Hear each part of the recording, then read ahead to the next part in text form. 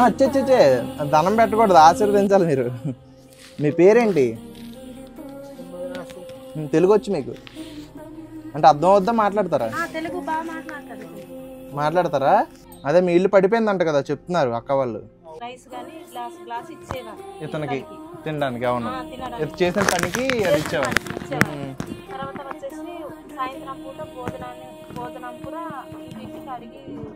అవును, అర్థమైంది. బాబాయ్ ఇప్పుడు ఇవ్వండి మీ ఆవిడ గారికి, మీరే ఇవ్వండి బాబాయ్. టాబ్లెట్స్ జ్వరం వచ్చినా ఏమైనా వచ్చినా ఇగో ఇందులో ఉంటాయి, ఓకేనా? సరేనా? వస్తాము. మీకు ఏంటంటే కంచు సంతోష్ కుమార్ గారు ఇచ్చారు ఇవి.